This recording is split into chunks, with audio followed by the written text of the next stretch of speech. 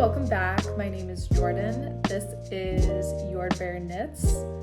This will be my first real podcast episode that I'm filming after I've done the Everything I Knit in 2023 video and a little sweater surgery vlog that I did. I wanted to sit down and do an actual podcast like every other knitting person on YouTube does. Just off the bat, I feel like it won't be a super long episode. I mean, probably nothing like close to an hour, maybe not even more than half an hour. I'm not sure, because I don't have any finished objects and there's just a few things that I'm working on. I'm normally a pretty monogamous knitter, so I usually am only working on one thing at a time. But I feel like I've just been wanting to start so many new things recently, and so I've kind of I say a lot. There's 3 things that I'm currently working on, 2 of which I have here to show you. I have one acquisition that I'll talk about at the end, and then maybe just like some future plans of what I am thinking of doing in the next few months or so. So with that, I'll get started on my first one. So I'm doing a Melange sweater. This is by PetiteKnit. If you watched my Everything I Knit in 2023 video, you'll know that I made a Melange sweater already, actually, last year. I did one for myself. I can put pictures up too to show. Mine is 2 sort of different shades of a muted green, and I knit mine in, oh my gosh. I knit mine in, I think it's one of the recommended yarns, Sunday by Sandnes Garn, and I did a small, I believe, for myself. That was the second size, I believe, at the time. I don't think she was doing extra small yet, so I did a size small for myself. And I love how it fits. I think it's amazing. And so back in November, one of my very good friends had a birthday, and she gave me a lovely gift for my birthday. And she had been talking about wanting to commission me to do a sweater or something for her. And so I figured I'll just do a sweater for her birthday. So I gave her a few different options. She lives in Chicago right now, so obviously it gets very cold there. And I gave a few different designs. Well, I think first I'd ask them, like, do you want a turtleneck? Do you want a crew neck? I think I probably gave the option of a V-neck, but I figured she wouldn't be as interested in that. And then also asked if she was interested in doing, like, a drop shoulder or a raglan. And she said that she wanted a crew neck so that she could layer something under it. Like if she had a thermal turtleneck or something, you could still see that under it. And drop shoulder as well. And so I think I did the Melange sweater since I already had that pattern and had knit it and knew what that was like. And I'm trying to remember the other ones. I think I had also suggested sweater number 23 by My Favorite Things Knitwear. One of the drop shoulder designs by Ozetta, I don't remember which one. I think it was the 1031. It was either that one or the Earth Pullover. I can't remember because I've looked at both of them for myself, and so I don't remember which one I showed her. And then, I also showed her the Storm sweater, since I had just done that too and really enjoyed that, if she wanted something textural. But she chose the Melange sweater, which I think is awesome. It's a really nice pattern. Obviously, most of PetiteKnit's patterns are really well written. And I love how different and unique you can make yours depending on the color that you want or the colors that you pick. And I left the color selection up to her. Before she told me, I had been sort of imagining that maybe she would do either like a darker color. Like I know she has a lot of black clothing. So I didn't know if we would do maybe like a gray or like a black and a white marled together. Or then even I was thinking if she does want some color, I feel like I've really been interested in pale yellows and like butter yellow. And I went through her Instagram to see what she's posted in terms of like what colors she has been wearing herself. And I think she had a light yellow top in one of the pictures, and I was like, this would look really nice. But she came to me saying that she wanted these two colors. She's from Lebanon originally, and she had just visited, I think, last year, like in the fall. But I think she was just missing home, and there are a lot of olive trees and olive groves there, as well as wineries, which I've also learned. But so she was interested in doing something sort of inspired by olives and olive trees. And so she sent me some inspiration pictures just so I could see the specific colors. Because obviously most people, when you think of olives, it's that olive green color. I don't know how to describe it, but you probably know what I'm talking about, where it's sort of like a warmer green. But I didn't think of purple before, but it's a really beautiful shade of purple that some olives have. And so when I was looking online for the colors, I don't know, I was really worried that I wasn't going to be able to find any that matched the vision that she had or that would look good together. But I think first I looked at Sandnesgarn, probably Sunday again, and I don't know if they just like didn't have the exact colors I wanted, but I was like, okay, I don't think I'm gonna find what I'm looking for with that brand. And so I'd heard about Cascade before and had never used the yarn, and I figured I would look there. And they have a crazy big color selection, and they also have, like regular wool and then superwash as well. So there's a lot of different yarns and colors to choose from. And so I ended up going with the Cascade 220 fingering superwash. I'm trying to remember why exactly I chose superwash, if it was just because of the colors. I think I also was just cognizant of the fact that since it was going to be a gift knit, I was like, maybe superwash would just be better so that she doesn't have to think about taking care of it quite as much as a regular wool sweater.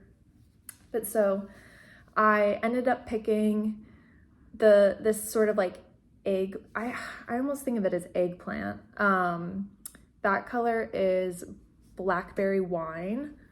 I'm just looking at the number. It's 60 Blackberry wine, and then the green, the olive, is 58 Iguana, which is really funny. And I definitely think it's it does look like an iguana color as well. But yeah, I have been really happy with how they're knitting up together. I think it looks really cool, actually. Let me see if I can get a better angle here. Yeah, so as you can see, I'm almost done with it.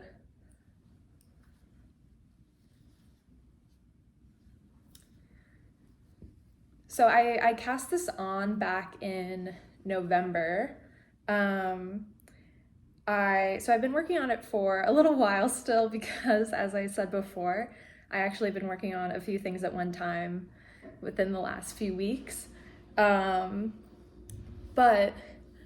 when I was when I was swatching for it, I used 4mm needles as is recommended in the pattern, and I believe when I did my Melange sweater using Sunday, I was able to meet gauge, but with this one, with the Cascade 220, I was a few stitches off. I think, let me see my notes. Yeah, so I had 24 stitches, and I think the recommended is 20. And now I will say, I usually never wash my gauge swatches. I just knit them and then count the stitches. And so I know that's not entirely accurate, especially with Superwash. I know it does grow a lot. And so maybe if I washed and blocked the swatch, it would have grown and I would have gotten closer to gauge. But this is all to say, I was sort of on the fence for what size I wanted to do for my friend. I think she was like right on the cusp between a medium and a large. And when I did the gauge swatch for this and saw that I had a few too many stitches, I was like, okay, that settles it. I'll just do a large. And even if it does grow and it's a little more oversized, I think it's going to be fine because I know she tends to wear more oversized sweaters anyway. And especially like if she is going to be layering this, I mean, it's better to have a little bit extra room to be able to have something underneath it comfortably rather than too small. So I'm very happy with that decision. Otherwise, I have followed the pattern completely as it's been written. Actually, I mean, this is really minor, but I think I did like maybe a few extra rows in the neckline. I think I just like the look of the slightly thicker collar, and so I just did like literally, I think it was like 2 or 3 extra. Just to get it a little tighter. I think also trying to take into account the fact that it might grow a lot when I wash and block it. Otherwise, yeah, the sleeves, knit it to pattern. Again, I might have done, actually, I remember with the cuff. So I think in the pattern, she has written, I think it's like 4 inches of ribbing, 1x1 ribbing for the cuff. And on my own Melange sweater, I just did roughly 3.5, and I'm very happy with how that looks.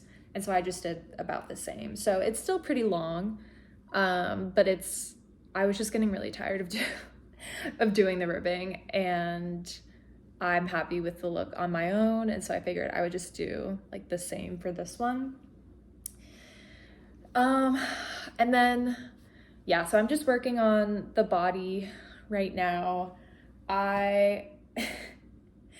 I'm sort of on, I guess, like body island, if you could call it that. Like, I'm very happy I've done both of the sleeves. I made sure that I finished both of them before I cast on anything else for myself. I think I'm just feeling, I don't want to say burnt out with this. It's a lot of stockinette right now. Okay, so I'll talk about the yarn, I guess, very briefly. This is my first time using Superwash yarn, and I don't know entirely how I feel about it. I found that this Cascade, at least, I don't know if this is similar to other Superwash yarns, but it really will, I don't know if you can't see as well with the purple, but it really will sort of get stuck, like the yarns will get stuck on each other. And even though I've, wound them into the balls, they will come apart and like, I don't know if you can see, but the very small little fiber parts, you definitely can't see, but that's okay. You can kind of see there that are coming off of it. They'll get like stuck together and it's just really annoying.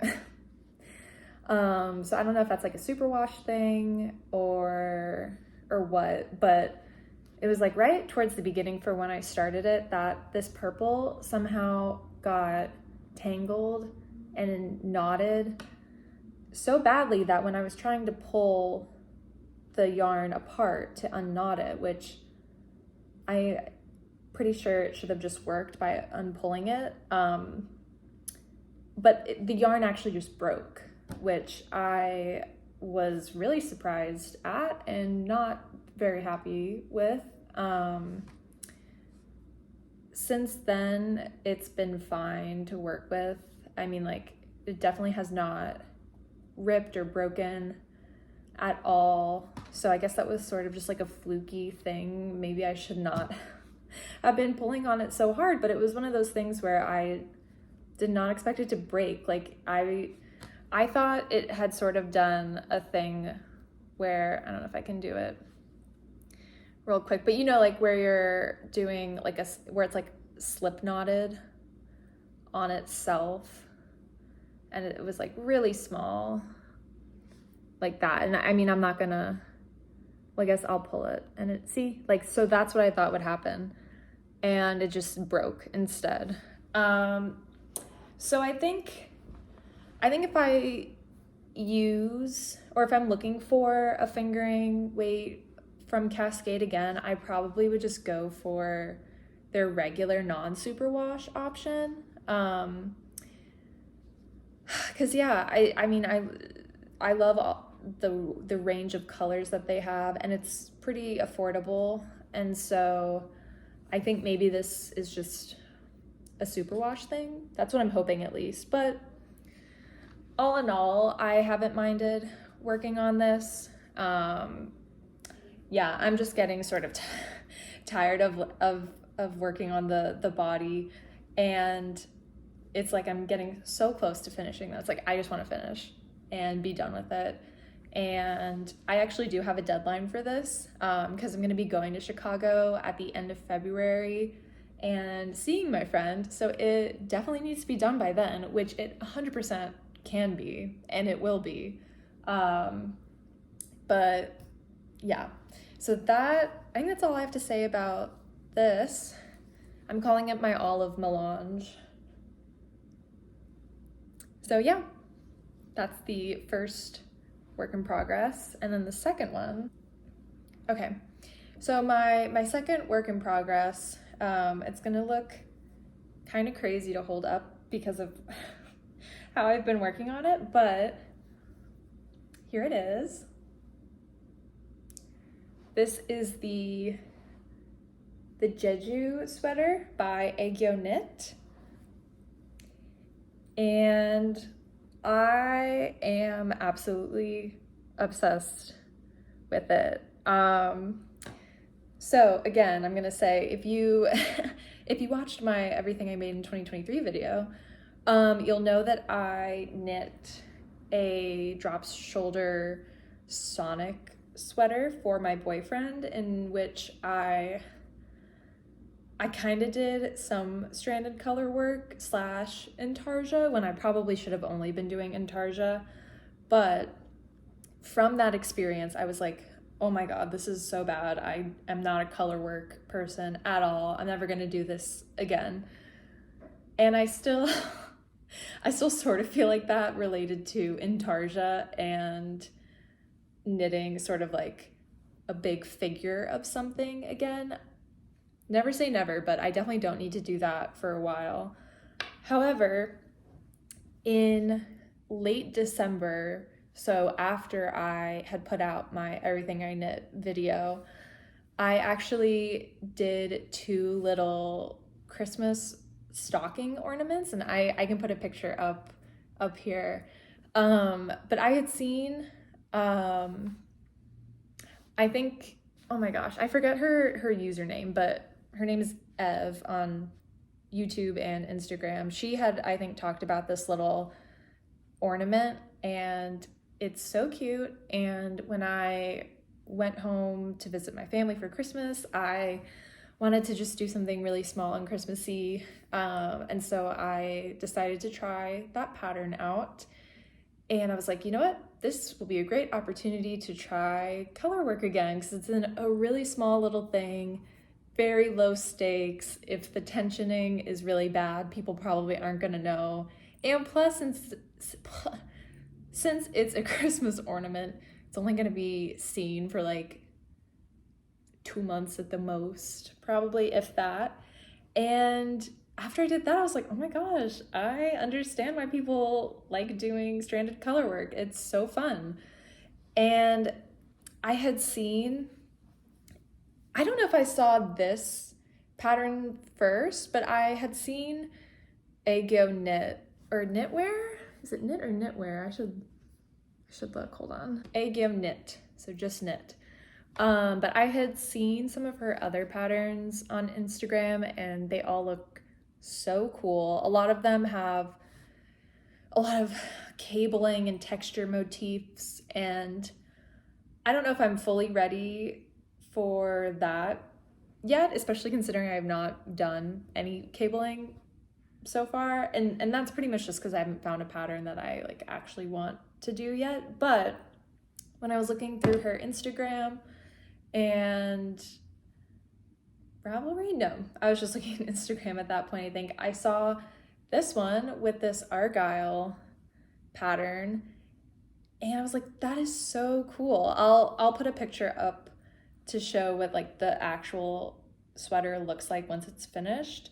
It's got a really cool split hem, which I really like, and the sleeves are kind of wide, and looking at the pattern, there's no decreases in the sleeves, so I'm like, okay, makes sense why it's so wide. So I don't know if that's like a proper bell sleeve or if it's just sort of like an oversized sleeve, I guess, kind of like sort of like the sweater I'm wearing right now. But yeah, I knew I wanted to do this, and I figured this would be a good project to do to practice color work, because it's definitely not knitted flat doing it, and I'm sort of like on the fence about a lot of the more traditional looking color work patterns, you know, like where the motifs are up here. I love the look of them, and I just don't know for sure if it's like actually my style and if I would wear it a ton. And so I think this feels a little more modern, and it feels a little bit more like me. And so I figured I would try this one out. For the holidays, I was very kindly gifted a gift card to one of the local yarn stores here in Austin, Hill Country Weavers, which is an amazing, amazing store. And so I knew I could get yarn for this project from that store with the gift card. And so I think it was like right at the beginning of January when I came back to Austin, I went, and the original pattern calls for, the original pattern calls for an Issair wool, either like lace or fingering strand held together with, I think again, Issair silk mohair. And I just am not super interested in doing a sweater with mohair, I don't think. I'm just worried that it's gonna be too warm and that I won't wear it enough. And also it just, it makes it so much more expensive.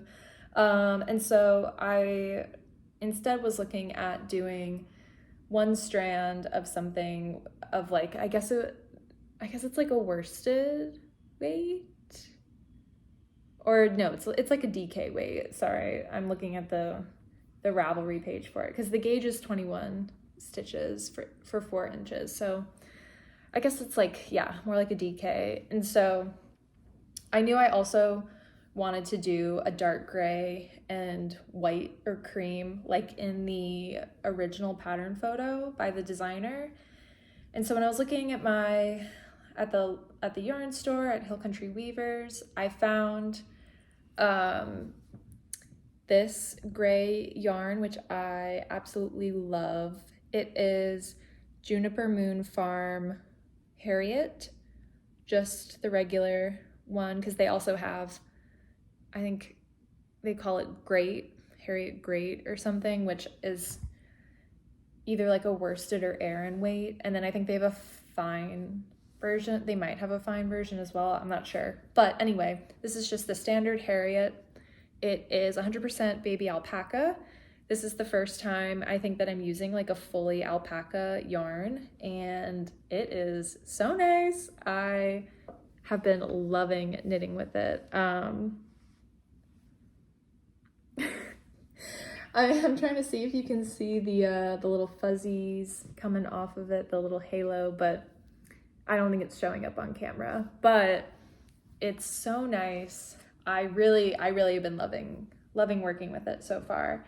When I was in Hill Country that first day buying this, they did not have any of the white color of the Herriot in stock, and there weren't really a lot of other options or yarn that was alpaca, that was the weight that I needed and in the color that I wanted.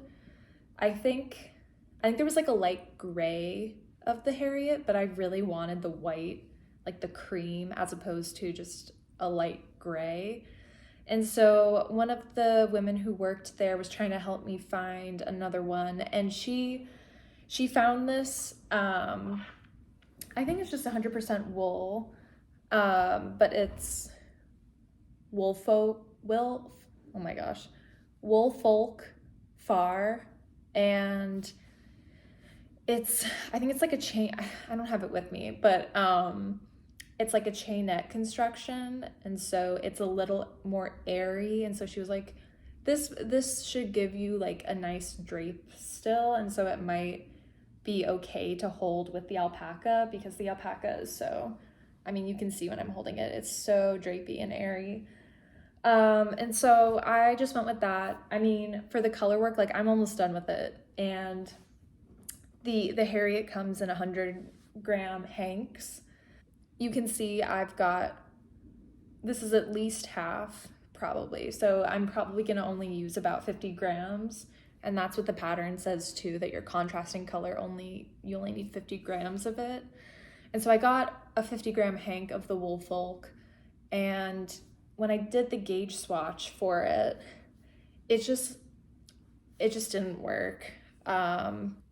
So the Woolfolk Får it comes in a 50-gram hank, and there are 142 yards, whereas where'd it go? Okay, the Herriot, the Juniper Moon Farm Herriot, comes in 100-gram hanks, and it has 219 yards. And so I don't know the exact math on, like scaling up if we had 100 grams of the Får, but it just felt thicker, and it looked really bumpy in the color work when I held it with the Herriot, which I was really bummed about. I was hoping that would just work out really well, and it didn't, but that's okay. I'll talk about it after this one, but I am using the Får for a different project, so it's fine. And then since Hill Country Weavers didn't have the cream color in the Herriot that I wanted, I went and looked on Ravelry to see if anyone was selling like a single skein of it, and luckily someone was, and so I was able to buy that, and I got started on the top of the sweater. So I think it's backwards right now, but it's fine. It starts like a pretty standard drop shoulder construction where you're starting with the back yoke or the back panel. And interestingly in this, you do not do any short rows, but you do just do sort of increases using the backwards loop cast on method. And so that's how you create the shoulder seams, and you sort of raise the back neck up, which is great. I like that it was like that because it allowed me to do something different and to try something else out. However, and I will also say before my however, that it looks very seamless. Like you can barely see where I picked up the stitches for the front shoulder. So I do think it looks amazing. However, I will say that when I was doing it, I didn't love how it looked. I thought it looked kind of sloppy, and I was really worried actually that it would be noticeable where I did the cast on, the additional cast ons, if that makes sense. And luckily you can't really tell, I don't think. Yeah, like I showed you before, it's pretty seamless. And around the neck and the front as well, there's not really any, I don't know what you call it, but you know, sometimes like if there are increases here, you've got sort of that line that comes down. And because you again were just casting on extra stitches to create the shaping, you don't really get that here. The stitches just look like they appear, which is really cool. And I do think it looks really nice. Again, when I had first done it, I was worried that it was gonna look really loose and that I'd end up with holes once I picked up the neckline, but I just picked it up yesterday and it doesn't look too bad. There's like some weird bumps from it in the front, which I don't love, but I'm hoping that once I block it, it won't be as noticeable. And even if it is, I think it's going to be one of those things where I notice it because I know that it's there, but I don't think people looking at it are gonna notice it. So yeah, maybe I don't know, maybe I just do those backwards loop cast-ons kind of loosely or something. I'm not entirely sure, but I'm very happy that once you connect all the panels that you're supposed to connect and pick up the neckline and do all of that it does look really nice. And it is a really cool way of doing shaping that doesn't involve just knit or make one left or make one right or whatever. Okay. Oh, and then I guess real quick before I continue talking about the color work down here, this beautiful dark gray is called Mocha, which is kind of funny because that makes me think it would be brown, but it's definitely charcoal gray, and it's really beautiful. I don't know if you can kind of see on camera. There's little heathered bits of white, and even I've seen some black sometimes in it. So I really love this gray. I think it's such a nice shade of gray. And then the white it's cream, it's not white, even though I keep calling it that. The cream color I'm using as the accent is Talc.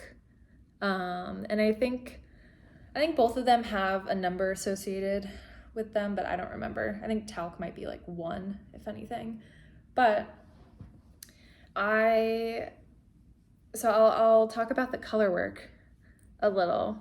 So like I said before, this is sort of like my first time actually doing proper stranded color work in a garment, something bigger than just the little Christmas ornament. And in terms of the chart, I think it's super, super clear, easy to follow. I think it's a 10 stitch, or no, not 10 stitch, 10 row repeat. And within each row, I think the Argyle pattern is like 12 stitches. And so I found that going from one row to the next, I probably would have to check the chart. But then once I was doing it in the round itself, it was pretty easy to remember. And so in terms of memorizing that, not too bad. My tensioning, I think, has been okay. I think it could always be better, but like, here's the inside.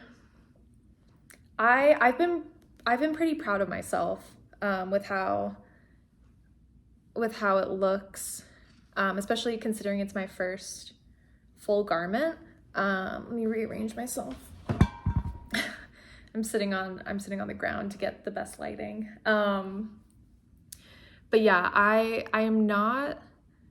did not catch my floats anywhere, which I had been debating on if I was gonna do that or if I needed to. And I've heard different suggestions from people. I've heard that if the float is longer than an inch, that you should. If it's more than 5 stitches, you should. If it's more than 3 stitches. And the longest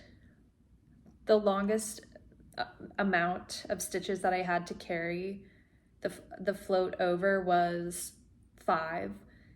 And it wasn't that frequent. It was probably only like a third of the time, I think, because I'm trying to remember, like, out of the 10 rows. Okay. Yeah, maybe like 40% of the time. And so I just tried to be very cognizant of when I was knitting those longer floats.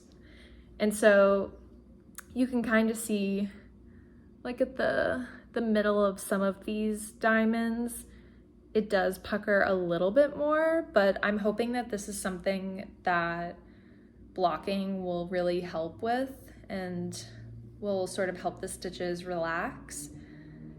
Because yeah, the rest of it I'm pretty happy with. Like, in the shorter sections, I do think it looks pretty good. The pattern calls for you to use a 4mm needle on all of the main body, and then the designer does suggest to go up a needle size for the color work part. So I'm using a 4.5mm needle for this color work at the bottom. And then for the ribbing, it calls for a 3mm needle. So I've started on that. And so as you could see with the Melange sweater, I did the sleeves first and then left the body for later. And I think that I like doing that sort of construction now. I also like getting the neckline finished.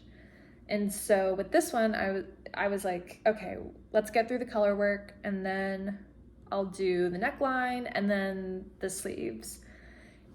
And I'm almost done with the color work. As you can see, I've got literally like 2 rows, and I ran out of the gray ball of yarn for down here.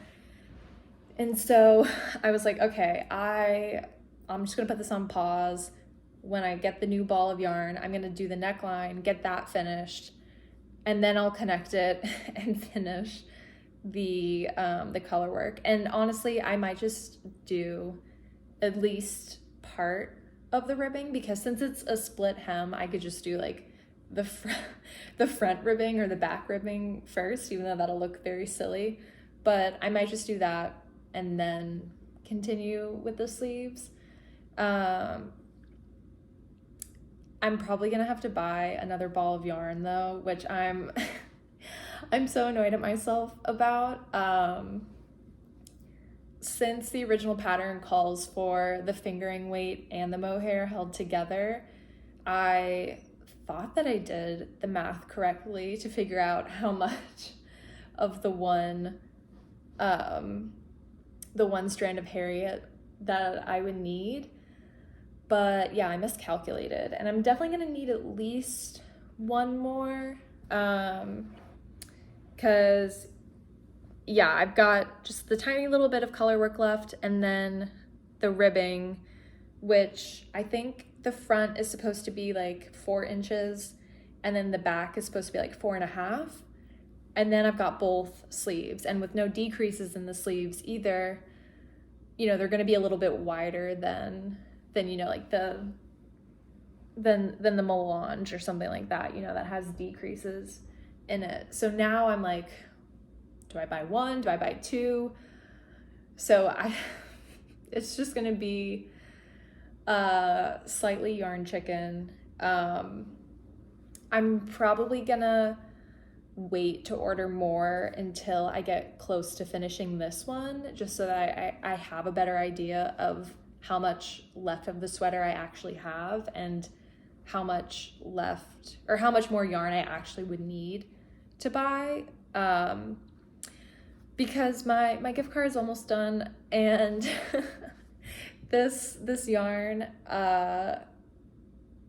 it's not the most expensive, but it was $22, I think, is what I paid for it, for the 100-gram hank. And if I could get away with only buying one more, I would obviously prefer to do that. I mean, I've also thought about, worst case, that since I'm gonna have extra left of this, I could always do like a little bit of accent on the cuffs or at the bottom of the ribbing if needed. Like if I'm really like only 20 grams left or something like that, you know, like I don't have a lot left to go, I don't think I would be upset about that, and I'd rather use this up. So anyway, that's where I'm at with that. Before I put this aside, I'll just say one more thing about the neckline up here. I think it's really cool and different. It's a 2x1 ribbing with 2 purl stitches, and then the knit stitch is twisted, so it gives a really interesting and unique look. I remember when I was looking at the pattern photos, I was like, what is going on with that ribbing? It looks really cool. And yeah, would you call it a 2x1, or is it like a 1x2 ribbing? I don't know, half twisted rib? I don't know, but it's really cool. And so yeah, that's why I've got the color work down here with the little stoppers. And then I've got the neckline going here. And so this will be a folded neckline as well. So I've got just a little bit left to do, and then I'll probably fold it over and sew it down as I'm binding off. So yeah, there is the Jeju sweater. I've really been loving working on it. Okay, the third work in progress that I have, I don't actually have here with me. I took it to my office to work on while I am eating lunch there, or like if I had a Zoom meeting or something like that, or just like some downtime. And I'm just doing a little scarf. I'll put a picture up there of it. And like I said, I'm using the Woolfolk Får yarn, which, yeah, so I thought it was 100% merino, and I just checked, and it is 100% merino. And then, yeah, like I said earlier, it's a chainette construction instead of plied, so it's really airy, it's so squishy, and I'm working it up into a 2x2 ribbed scarf. Now, I will say right up front that I was very, very, very inspired by this little scarf. I'll put a picture by I don't know how you pronounce their name, if it's just AIA Knit or AIA Knit or Knit, knitwear, knit. I think it's just knit as well. But yeah, I had seen someone else I follow on Instagram post a picture of her scarf, and I was like, oh my gosh, it's so cute. It's really long and thin, and I like the rib because it's just so squishy. And I thought I probably don't need to actually buy the pattern for this. It's pretty simple. It's just 2x2.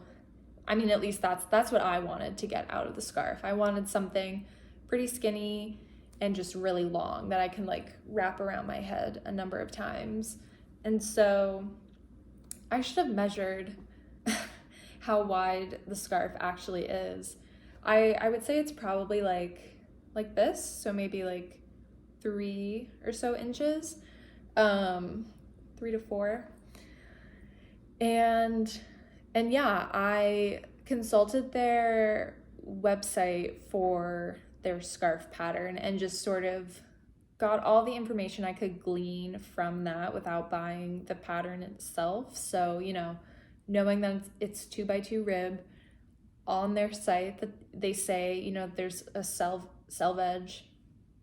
I don't, you slip the last stitch and then knit the first one or whatever, to give it a nice side on each end. And then I did count how many stitches they had on their needles, because they had a picture showing the scarf in process of being knit, and so I'm just gonna count and see how many stitches they have on there, and then based on the gauge of my scarf, or the gauge of my yarn when I was knitting it up, I used that as a reference but didn't follow it exactly, because I think the pattern has you use, I don't know if it's a fingering and a mohair, but it's something finer, like where the gauge I want to say is like 27 stitches for 4 inches or something like that. And the far, I don't remember what I ended up getting for mine actually. I can't remember what my actual gauge for my scarf is, but Ravelry says that the gauge is 16 to 17 and a half stitches on, I guess, a 4 to 5 millimeter needle. I don't know, I feel like I had more stitches in my gauge, but I've realized too over the last month or so that I think that I'm somewhat of a tight knitter. So yeah, that's just something that I'm trying to take into consideration now that I'm I think I'm slightly tighter, because I seem to find myself having 2 to 3 more stitches than the patterns usually call for. But anyway, for the scarf, I'm using 4.5 millimeter needles, and yeah, I'm just working on that at the office when I have time. I think at this point, I'm trying to remember, it's probably about a foot by now, and I don't know how long exactly I want it yet. I'm getting towards the end of the first ball of the far that I have, and so I'm probably gonna buy another one at some point. And then I'm gonna measure once I'm pretty much completely out of the first ball. I am gonna measure it to see how long the scarf is, so that I can get an idea of how long I can get from the 2, and then at that point I guess I'll decide if I want to buy a third to see if it needs to be longer or whatever. But that's that scarf. I don't know what to call it. It's the AIA inspired 2x2 rib scarf. I don't know. But yeah, those are all my whips for the time being. I'll talk about my little acquisition that I have. Okay, so I've got one yarn acquisition that I've picked up over the last few weeks, and I'll show you the one skein. I bought 2 skeins, but it's really hard to get all the color of this on camera, but this is, I don't even remember which one I bought. Oh, Birch DK by Birch and Lily Fiber Company. I've heard a number of other podcasters talk about this yarn, and I haven't ever really, I've only one other time bought hand-dyed yarn, which will be arriving to me very soon, but I was really interested in trying it out, especially because I have a little family member who is a little toddler, and I'm planning on making a little sweater for her. And since it's gonna be like I don't wanna say baby sweater because it's not like an infant, but a very small person sweater, I'm not gonna need as much, and I figured this would be an awesome time to try out hand-dyed yarn. And the little family member, her parents like to dress her in sort of neutral colors, but also like greens and other sort of pastel, I think. She's got red hair, which is so cute, and so I think they like to do more muted color palettes for her clothing, just so it's not competing with her hair. And so when I saw this, it was like, oh my gosh, this will be perfect. Maybe I can put a video of me showing this off, all the colors in different lighting, so it's easier to see, but it's really cool. It's obviously a warm, creamy base, but there are sections of pale blue, pale pink, I think even yellow, maybe purple as well. And I'm planning on doing the Monday Sweater Junior by PetiteKnit for this. She and her family live in Michigan, where it gets very cold, and so a sweater obviously will be used by her. And I'm planning on doing the 2 to 3 year old size, even though I think right now she's about 18 months, but I figured it would probably be better to do like a little bit bigger so that she can wear it for longer. And yeah, so I ordered 2 skeins of this. This is 100 grams for 231 yards, and so I believe I should be able to get enough. I hope I have enough to do the sweater. And I know with hand-dyed, a lot of times people will do helical knitting so that you don't get like color pools, or that the color difference between the 2 skeins isn't as obvious, and I've never done that before, so I probably will look into how to do that before I start. But I am probably not going to start this until I finish my Melange sweater, just since I've got that deadline, and this doesn't need to be done until the end of April when I see my family for a wedding. So I've got a little more time on this, and I'm very confident that I'll be able to finish it in time, especially since it's not going to be like a full adult sweater. So yeah, that's it for now, I think. Yeah, hopefully if I get some things done, maybe I'll do another podcast in February. I don't want to force it to happen and only have like a 10-minute video or something if I just like haven't done a lot since this video, but I do plan on doing more. It's really fun to talk about the sweaters and things that I'm knitting. So yeah, thank you all for watching. I hope to see you again here soon. If you haven't already seen my Everything I Knit in 2023 video, I recommend checking it out. I referenced it a few times here, so might as well go watch if you haven't yet. But yeah, I would love to see you back in the future. Thanks for watching until now, and happy knitting. Bye!